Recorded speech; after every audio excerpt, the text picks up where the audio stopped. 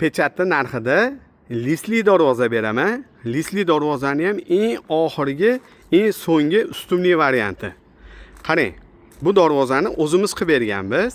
Faqat uyda egasi yerini ko'taruvdi, burchatga qiluvdi 15-20 sm buni olish kerak. Biz buni olmadik-yu, sotib oldik, unga boshqa qilib berdik. Bu shunaqangi qalin listda bo'lgan. Bu listli darvoza. Mana ularni chang, bitta yuzsiz yangi bo'lib qoladi. Qo'yganiga ham hech qancha bo'lmadi. Endi buni kvadratini men sizga 600 mingdan beraman.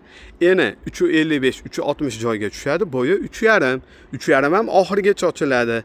O'shani 360 ga 3,5 da 600 mingdan hisoblang. 7,5 million bo'ladi. 7,5 millionga o'zi pechat 600 mingdan kvadratini pechatda olyapmiz. Men buni qilib beraman. 500 ming, 600 ming, pataloy 1 millionga kraska qilib olasiz. 1 millionga bormaydi lekin. Zato xo'p, 7,5, 15 million, 16 millionlik darvoza bo'ladi. Buni o'zi hozir shunday xaridor kelsa 1 million 250 ming, 1 million 300 mingdan olamiz bir kvadratini.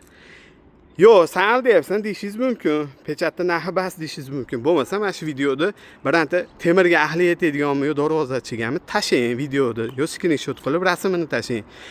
Kvadratini 600 mingdan beryapti ekan deyman mashina. Mashina sizga 600 mingdan beryapman.